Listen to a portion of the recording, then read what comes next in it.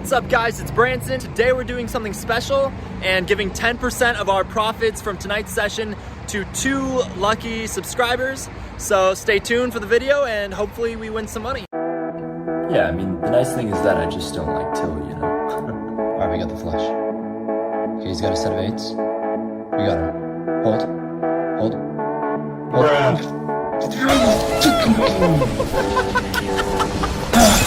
Tell him he's got a lot of class, and it's all low. Alright, starting the vlog off, we're playing 2-3 no limit in for $300. There's the straddle, the under the gun, Lojack, and hijack limp, and I'm dealt ace-king off on the button. I raise it up to $35, and it folds all the way around to the hijack. She makes the call, and we're heads up. Go get him. Apparently, the table's already rooting against me, and the flop comes out queen 4-4 with 2 hearts. She checks, and I choose to check it back. While I definitely could c-bet a board like this, if she has a queen, she'd continue for sure, and she'd probably also call with most of her pocket pairs. If she has nothing, then I'm ahead with ace-king, so I don't mind seeing the board play out. The turn comes the 10 of diamonds, and she bets $40. Now I have a gut shot straight draw and 2 overs, and I'm still beating any draws or bluffs, so I call. The river comes a miracle jack, we make the straight, and she checks. She only has a little over $100 left in her stack, so I put her all in hoping that she'll call. Unfortunately, she folds, and we take it down. In this next one, the under the gun and under the gun +1 limp, and I pick up pocket kings in the Lojack. I open it up to $18, and both limpers call. The flop comes out queen jack 8 rainbow, and the action checks to me. Holding an overpair, I definitely want to bet, and I choose a sizing of 2/3 pot, so I bet $37. Only the under the gun calls, and the turn comes out the 10 of diamonds. The under the gun checks, and now we have an open-ended straight draw to go along with our overpair. However, any 9 now makes a straight, and the board has a lot of 2 pairs. Queen jack, queen 10, or jack 10 are easily in my opponent's range. I check it back, and the river is a 3. My opponent checks again, so I don't think it's likely that he has a straight, and I choose to go for some thin value, targeting 1 pair holdings. I bet a tiny bet, less than a quarter of the pot, $30, and he calls. I show my cards, and he mucks. Sorry guys, but I actually lost my voice in the middle of editing this video, so you're gonna have to deal with me sounding a bit off. Anyway, we pick up queen 10 of clubs under the gun +1, and the under the gun limps. We make it 15, the under the gun +2 calls, and then the under the gun calls. Geez, that's a lot of under the gun talk. The flop comes out queen 4-8 rainbow, and it checks to me. Holding top pair, this is usually a spot to c-bet. However, this time I decided to get tricky and check in order to balance my checking range. I don't always want my checking to indicate weakness. The +2 player checks, and we see a turn. The turn comes the 7 of hearts, and the under the gun bets out for $25. I have a pretty clear call here with top pair, and the +2 folds. The river comes out a jack. My opponent chooses to check to me, and I now get the sense he's pretty weak. I'm guessing he could have a 7, 8, or jack that just wants to make it to showdown at this point. So I put out a small bet that I think he'll call with a weak pair and go with $25. He calls, and I show my cards.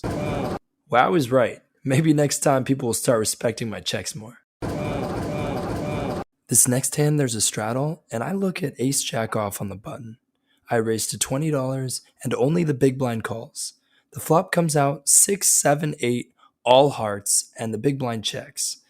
I bet $20 with 2 overs and an ace-high flush draw. In retrospect, this board is so connected, I probably should have gone for a bigger sizing, but anyway, he calls. The turn is an offsuit 3, not changing much, and he leads out for $25. That's too good of a price to fold my hand, so I call. Unfortunately, the river comes in offsuit 4, and I now just have ace-high. He bets $35, and I decide not to be a hero this time. A little while later, we pick up ace-10 off in the small blind. The button opens to $15, and we decide to put in a light 3-bet to $65. The button should have a wide opening range, and I don't like flat calling out of the small blind very often. The blinds fold, and the action is back on the button. She doesn't look too happy, but decides to make the call. The flop comes out Jack 3-4 rainbow, and I think about the player I'm facing. From what I've seen, she plays pretty face up. If she has something, she'll bet it. If she doesn't, she'll check. I check to see what she'll do. She checks, and the turn comes a 2. That really shouldn't change anything, so I decide to put her all in. She makes a pretty quick fold, and we win a few shekels. We lose a few multi-way pots where I whiffed the flop, and then we pick up 9-7 of clubs in the Lojack. The under the gun +1 opens to $15, and we decide to make the call. We're going heads up to the flop against the same woman as the last hand, and the flop comes out 4 queen, king, 2 diamonds, and a heart. So not what we want to see. This board should connect with a good chunk of her range, but she checks it over to me. I'm unsure about the situation, and so I check back. The turn comes the ace of diamonds, and she checks it again. I think she would have bet the flop if she had diamonds, so I don't think she has a flush. And now that she checked the ace on the turn, I think she likely has a low to mid pair or suited connectors that didn't hit this board. I take a stab at the pot since I feel she's very weak, and I bet $20. She quickly folds, and we take down a small pot. This next hand's a fun one. There's a straddle, the Lojack calls, the hijack calls, and the cutoff makes it $35. I pick up ace-jack of spades on the button. I decide to flat call, and the Lojack and hijack choose to come along as well. The flop comes out 2-9 king with 2 spades. The Lojack checks, and the hijack bets $100. The cutoff folds, and the action's on me. I have $267 left in my stack. I have the nut flush draw, a backdoor straight draw, and an overcard with my ace. I think most likely I have at least 12 outs to win this hand against the hijack, 9 spades and 3 aces in the deck. Plus, he could be on a flush draw as well, which would mean I would most likely have him crushed already. I go all in for $267, and the Lojack tanks for 3 minutes. Since I'm drawing to the nuts, I don't mind at all if the Lojack comes in, but ultimately he folds. The hijack calls, and we're off to a runout. The turn is a 7, and the river is a 5, but no spades for me. I'm thinking, please show spades as well. Please, please. My hopes come true as my opponent flips over 6-8 of spades for a missed flush draw. But, wait, he has a straight? Well, we got it in amazing on the flop, but somehow he runnered the nut straight. Time to buy in for another $300. My voice is coming back. I build up my stack a bit with a few small pots, and the next hand on the vlog I pick up is Jack King off in the Lojack. I open to $12 and only the small blind calls. This player has lost a lot of money throughout the night and is on major tilt. He's been playing a wide range and has been overcalling with marginal hands. The flop comes out Jack 2-4 with 2 clubs and the small blind checks. I bet $10 with top pair and he calls. The turn comes out the 10 of diamonds, bringing 2 diamonds on the board. He checks, and I bet $20 to keep stringing him along. He calls, and the river is the jack of diamonds, bringing a possible flush, but also giving me trips. When he checks, I bet $40, and he calls. I show my cards, and he silently concedes his calling chips, letting me know that I'm the victor. Alright, hopefully we can keep the winning going so I can actually give out money in this video. The Lojack opens to $6, the hijack calls, and I get ace-10 off in the cutoff. I bump it up to $30, mostly to target the Lojack, the same tilted player from the last hand. The big blind, Lojack, and hijack all end up calling, and we head 4 ways to the flop. The flop comes out 3-5-5 with 2 hearts. Everyone checks to me, and I decide to throw in a c-bet of $70. I have 2 overs, the backdoor nut flush draw, and a backdoor straight draw, so there are a good amount of cards that will allow me to continue barreling on the turn. I don't even need to sweat it because everyone folds and I take down an easy pot.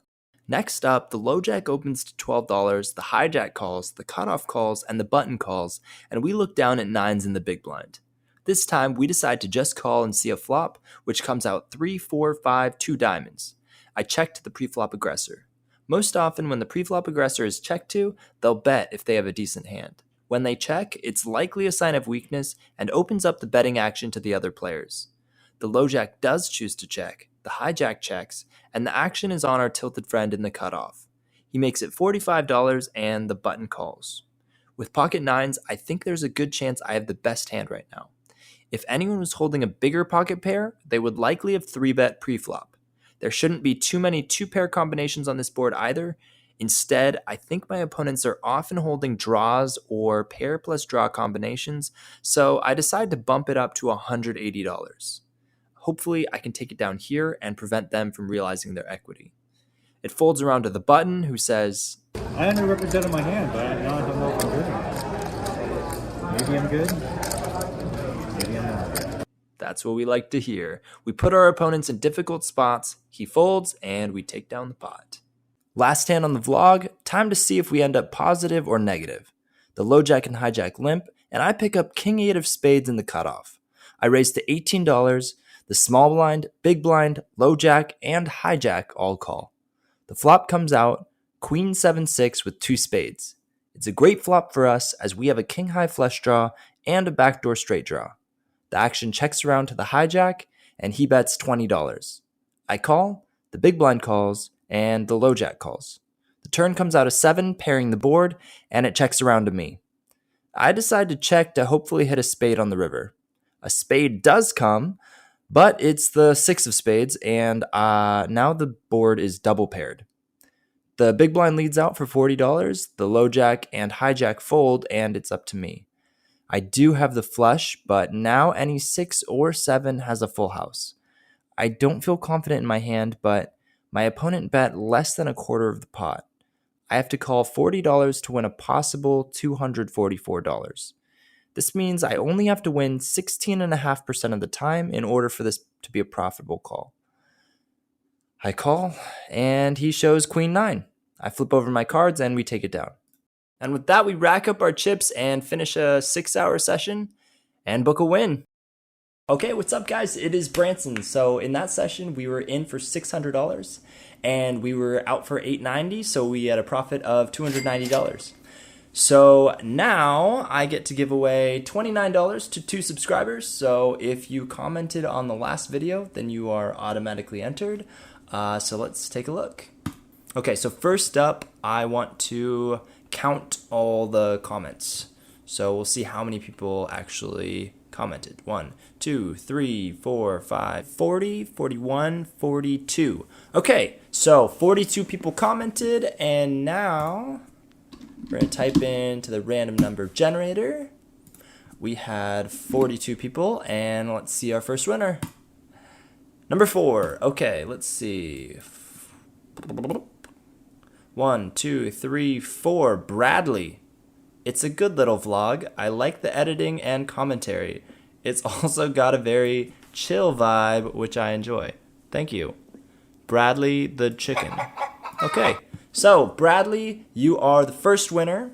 Send me an email at brantzenpoker@gmail.com, and I will get in contact with you and confirm your identity and then send you the money. Look at that. So easy. I'm just giving out money. $29. Go for dinner. I don't know.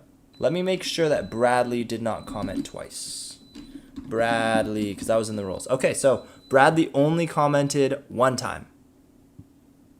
Cool, so he's eligible. Okay, so our second winner, let's see what we got. Okay, here we go. And number 19. Okay, so 19. 1, 2, 3, 4, 18, 19. Tyler Smith. Let's make sure he didn't comment twice. Tyler Smith. Nope, only once. Okay, so Tyler Smith, what an awesome giveaway. I like listening to you talk about the hands and hear your thought process. Well done. Thank you. Yeah, so this was kind of fun because I got to hear everyone's opinions. So Tyler, congratulations, you won $29. Go buy yourself 4 tubs of ice cream. I guess you can get more than... You can get like, I don't know, 7 tubs of ice cream? Look at that. Okay, so Tyler, send me an email at brantzenpoker@gmail.com. I will confirm your identity and give you your money. So that's it for this video. If you guys like the giveaway, please let me know in the comments, and also please drop a like on this video. It really means a lot to me, and I really want this channel to grow. So yeah. This is Brantzen from the Brantzen Poker Vlog, and I'll see you in the next one.